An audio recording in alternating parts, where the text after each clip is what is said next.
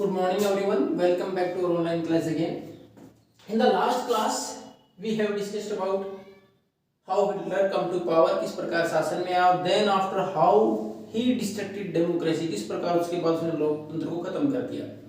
1933 में वो शासक बना। उसके बाद मार्च 1933 में उसने एक एनेबलिंग एक्ट पास किया जिसके द्वारा सारा जो शासन का जितना भी काम था किस प्रकार चलेगा वो सब अपने हाथ में ले लिया कि ओनली रूल बाय डिक्री, किसी आदेश से काम होगा।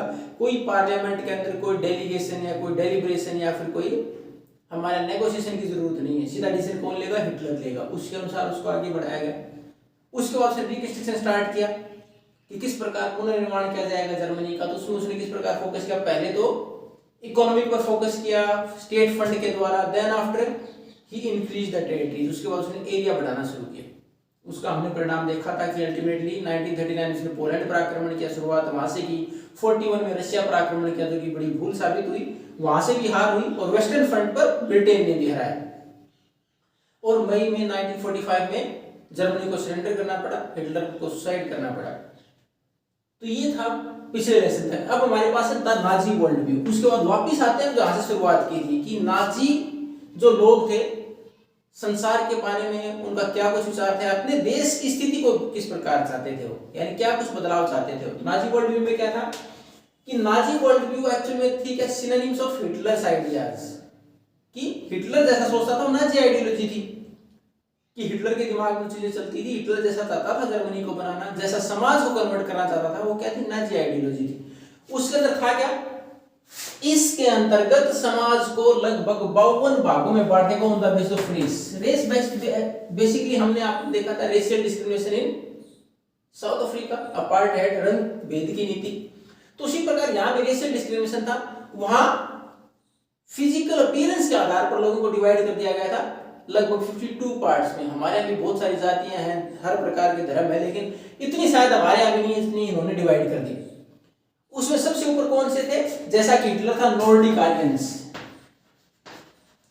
नॉर्डिक आर्यंस उनको सबसे ऊपर रखा गया। जैसे हमारे यहाँ जब हमने वर्ण व्यवस्था डिवाइड की तो किसको ऊपर रखा था, ब्राह्मण, और सबसे नीचे रखा इन्होंने ज्यूज, यहूदी। जैसे हमारे सबसे नीचे किसको रखा था, शूद्र रखा गया था। जैसे हमने डिवाइड किया, हमारे यहाँ जब शुरुआत में वर्ण व्यवस्था थी तो ब्राह्मण सबसे ऊपर और शूद्र सबसे नीचे। उसी प्रकार हिटलर के विचार के अनुसार भी जर्मनी के अंदर कौन से लोग रहने चाहिए, कौन से नहीं रहने चाहिए, कौन से अच्छे हैं, उसके अनुसार 52 भागों में बांट दिया गया। एक हायरार्की बना दी, रेशियल हायरार्की बना दी गई कि फिजिकल अपीयरेंस के आधार पर कौन अच्छा है, कौन खराब है, कौन सबसे अच्छा, फिर उससे खराब, फिर उससे खराब, ऐसे हायरार्की बना दी गई। और 52 types of different race were introduced, की अलग-अलग 52 प्रकार के बनाने। सबसे ऊपर तो नॉर्डिक आर्यंस और उसके बाद सबसे नीचे ज्यूज, उसके बीच में बहुत सारी और भी थी। अब उसमें माना गया कि यहां क्या है कि केवल नॉर्डिक आर्यंस से सर्वाइव करें, बाकी के साथ बहुत बुरा व्यवहार किया जाता और उन सबको क्या बोला गया, अनडिजायरेबल, की जिनकी जर्मनी के अंदर जरूरत नहीं है। अब अपने विचार को प्रैक्टिकली लागू करने के लिए और जस्टिफाई करने के लिए कि समाज और वर्ल्ड के सामने जस्टिफाई करें कि उसके विचार सही है, उसके लिए उसने किसका सहारा लिया, ये दो हैं, चार्ल्स डार्विन और हर्बर्ट स्पेंसर, ये नेचुरल साइंटिस्ट जो कि प्रकृति संबंधित जो चीजें थी उनके बारे में चीजें विज्ञान पढ़ते थे, जैसे हम बायोलॉजिकल पार्ट है ये, उसके बारे में। तो चार्ल्स डार्विन की बात करें तो इसने ये देखा था किस प्रकार पेड़ पौधे परिस्थितियों के अनुसार, क्लाइमेट के अनुसार डेवलप होते हैं, इवोल्यूशन होता है उनका, और किस प्रकार वो सेलेक्ट हो जाते हैं कि ये प्रजातियां सर्वाइव करेंगी या नहीं करेंगी। फिर उसके बाद हर्बर्ट स्पेंसर ने दिया था the fittest survive. Fittest survive उसने क्या बोला था कि वही प्रजाति सर्वाइव करेगी, चाहे जानवर हैं चाहे पेड़ पौधे हैं, वही सर्वाइव करेंगे जो कि क्लाइमेट के अनुसार अपने आप को ढाल लेंगे, विच अडैप्ट अकॉर्डिंग टू क्लाइमेट, कि जो क्लाइमेट होगा, ठंड ज्यादा होती है या गर्मी ज्यादा होती है, कैसा क्लाइमेट, उसके अनुसार अपने आप को ढाल लेंगे तो सर्वाइव करेंगे, बाकी खत्म हो जाएंगे। इसका इसने कहीं भी ह्यूमन बीइंग के ऊपर ऐसी कोई बात नहीं कही थी। किसके लिए की थी, पेड़ पौधे और जानवरों के लिए, कि वही प्रजातियां सर्वाइव करेंगी जो क्लाइमेट के अनुसार अपने आप को ढाल लेंगी। हिटलर ने किस लिए इस्तेमाल किया, हिटलर ने इसको लागू कर दिया ह्यूमन बीइंग्स पर कि वही सर्वाइव करेगा तो फिट होगा, और फिट क्या, जो नॉर्डिक आर्यंस, और स्ट्रॉन्गेस्ट रेस विल सर्वाइव, जो सबसे मजबूत है केवल वही सर्वाइव करेगा। और ये सब कुछ इसको माने नॉर्डिक आर्यंस को। अब दूसरी जो ये तो थी पहली, किसने अलग इस प्रकार रेशियल डिस्क्रिमिनेशन किया, अलग बांट दिया गया, नॉर्डिक आर्यन सुप्रीम माना गया और उन्हीं को सर्वाइव करने का अधिकार माना गया, बाकी को अनडिजायरेबल बोला गया। दूसरा उसने जो पॉलिसी अपनाई थी लेबेसराउम में क्या थी, इसके अनुसार ये थी कि इसके अनुसार Hitler goes to increase the area और टेरिटरी ऑफ इट्स रूल, अपने कंट्रीज की बाउंड्रीज और बढ़ाना, बाकी एरिया को शामिल करना। इसके अंतर्गत क्या था कि रिसोर्सेज भी अपने पास आएंगे, अगर हम दूसरे देश पर आक्रमण करते हैं, उसको जीत लेते हैं, we will get the resources, उस देश के रिसोर्सेज हमारे हो जाएंगे। Secondly our people will get the living space, की रहने की जगह और मिल जाएगी, यानी हमें एरिया भी अच्छा और मिल जाएगा रहने के लिए, और वहां के लोगों को भगा दिया जाएगा और वहां के रिसोर्सेज पर कब्जा कर लेंगे। तो ये थी इसकी पॉलिसी लेबेसराउम की। और इसके लिए फर्स्ट एक्सपेरिमेंट कौन सा हुआ, सबसे पहले शुरुआत कहां से किसने, हम पिछली क्लास में पढ़ चुके थे 1939 में इसने इसकी शुरुआत की पोलैंड से, पोलैंड के ऊपर सबसे पहले आक्रमण किया उसने। अब उसके बाद था establishment of the racial state, ऐसे जो रेशियल इस प्रकार डिवाइड किया उसकी स्टेट की स्थापना करना। जैसे ही शासन में आए इन्होंने अपने उसको इंप्लीमेंट करना शुरू कर दिया, दिमाग में तो पहले से ही था, उसको इंप्लीमेंट करना शुरू कर दिया। उसमें जैसे नॉर्डिक आर्यंस को सुप्रीम माना गया, बाकी सबको अनडिजायरेबल माना गया।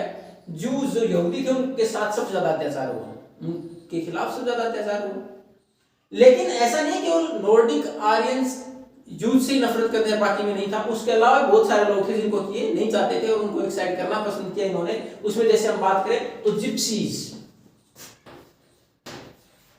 ये जिप्सीज कौन थे, who has a separate community identity, जिनका की अलग सामुदायिक स्तर पर अलग पहचान हो, यानी बाकी संस्कृति से अलग पहचान हो जिप्सीज। इसमें आप सेंटी और रोमा दो और दे रखे ऐसे समुदाय, और ज्यादातर ये इंडियन ओरिजिन के भी थे, इनमें ज्यादातर लोग इंडियन ओरिजिन के भी थे। तो इस तरह के लोगों को भी इन्होंने डिजायरेबल माना था।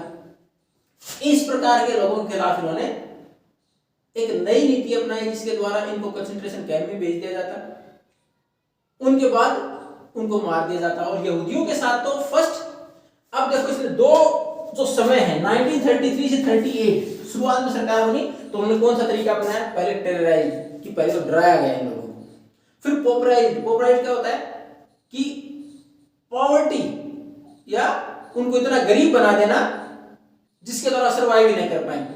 तो ज्यादातर यहूदियों के खिलाफ इस प्रकार की नीतियां बनाएगी।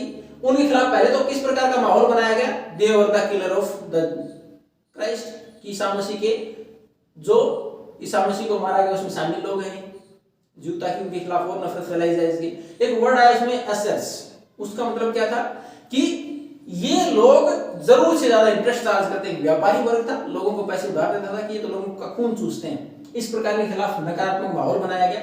फिर 33 से 38 5 साल तक इनको फोर्स किया गया देश छोड़ने के लिए। किस प्रकार, पहले इनके खिलाफ डराया धमकाया गया, फिर उसके बाद इनके रिसोर्सेज पर कब्जा करना, इनसे व्यापार को छीनना शुरू कर दिया जिससे कि ये गरीब हो जाएं, अपने आप छोड़ देना। फिर सेग्रीगेट, अलग करना शुरू कर दिया बाकी समाज से कि अपने आप छोड़ जाएं।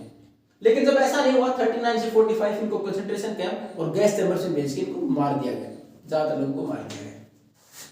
अब उसके बाद नेक्स्ट उन्होंने क्या था, रेशियल यूटोपिया। यूटोपिया होता आदर्श राज्य, यानी हम कल्पना करें आइडियल स्टेट कैसा होगा, यानी जहां सब प्रकार की सुविधाएं हो, आजादी भी मिलती हो, लोगों को समानता का अधिकार भी, हम तो इस प्रकार का स्टेट मानेंगे आदर्श। लेकिन इनके लिए आदर्श स्टेट कौन सा था, जिसके अंदर केवल ये लोग सरवाइव करें और इन्हीं के अनुसार पूरी व्यवस्था चले, वो आदर्श स्टेट था। उसको अपनाना शुरू कर दिया इन्होंने, जो अनडिजायरेबल थे उनको मारना शुरू कर दिया। उसमें जैसे हमने देखा था सबसे पहले इन्होंने किस पर आक्रमण किया था, एरिया बढ़ाने के लिए पोलैंड पर। तो पोलैंड का वो एरिया जिसमें कि पोलैंड के लोग भी होंगे जब उन पर हमला किया गया, जब वहां कब्जा किया गया, तो यानी कल को कोई हम किसी देश के ऊपर हमला करते हैं, कोई देश हमारे ऊपर हमला करते हैं, किसी एरिया पर कंट्रोल करे, तो वहां के लोग कहां जाएंगे, तो वहीं मिलेंगे जो बचे हैं वो। तो वैसे वहां वाले उनको भगा दिया गया, वहां से उनको वहां से फोर्स किया गया जगह छोड़ने के लिए। उनको फिर बोला गया, एक वर्ड इस्तेमाल किया गया जनरल गवर्नमेंट, उनको एक एरिया में सीमित कर दिया गया। एक वर्ड पहले भी आया है ghettos, separate areas for some communities, कुछ लोगों के लिए अलग से फिक्स कर देना कि गांव के इस इलाके में ये लोग रहेंगे, उसी प्रकार देश के इस हिस्से में ये लोग रहेंगे। तो इनको पहले उसको वहां वर्ड दे देगा general government, general government word दिया गया कि ये जो लोग जो इनको अनडिजायरेबल माना गया था उनको साइड कंसंट्रेशन कैंप थे एक तरह से, वहां उन जनरल गवर्नमेंट या वो एरिया जो सेपरेट बनाया गया था उनके लिए वहां भेज दिया गया। और उसके बाद अल्टीमेटली कंसंट्रेशन कैंप का काम करते थे, गैस चैम्बर्स का काम करते थे, वहां लोगों को मार दिया जाता। एक और चीज, जो पोलैंड के हिस्से उसने कब्जा किए थे या कोई और इलाके ऐसे थे जो कि नॉर्डिक आर्यंस अब उन महिलाओं के बच्चे तो पोलैंड के लोग थे, लेकिन उन महिलाओं के बच्चे अगर नॉर्डिक आर्यन से मिलते जुलते, यानी इसमें फिजिकल अपीयरेंस में दिखाई देने में अगर वो बच्चे वैसे लगते, तो उनको जबरदस्ती छीन लिया जाता। उसके बाद उनके जो मापदंड थे, उन्होंने कुछ मेजरमेंट रखे थे कि कौन व्यक्ति नॉर्डिक आर्यंस है, यानी कौन सा बच्चा नॉर्डिक आर्यन के अनुसार सुटेबल है। उनके अनुसार उनकी टेस्टिंग होती कि क्या वास्तव में उसके ऊपर सही है, उन मेजरमेंट के अनुसार है। अगर वो सही पाया जाता तो उनकी परवरिश के लिए उनको अलग जगह रखा जाता, नॉर्डिक आर्यंस फैमिलीज में दे दिया जाता कि वो उनका पालन पोषण करेंगे। अगर वो सही नहीं पाए जाते तो उसके बाद उनकी माताओं से छीन लिया था, उनको ऑर्फनेज में भेज दिया जाता, ऑर्फनेज अनाथ आश्रम में भेज दिया जाता। Ultimately they perish from there, और ज्यादातर उनमें से वहां से गायब हो जाते, यानी उनको मार दिया जाता। इस प्रकार हिटलर ने, उनका विचार था एक आदर्श राज्य किस प्रकार का, जहां नॉर्डिक आर्यन ही सर्वाइव करें, सबसे फिटेस्ट और सबसे स्ट्रॉन्ग रेस है ये, तो यही लोग सर्वाइव करेंगे, बाकी को जीने का कोई अधिकार नहीं है। और इसी प्रकार के राज्य की उन्होंने स्थापना करने की शुरुआत की थी, और वो भी जब सेकंड वर्ल्ड वॉर की थी उस समय के दौरान। For the remaining topics we are going to continue in the next class. Thank you and have a nice day.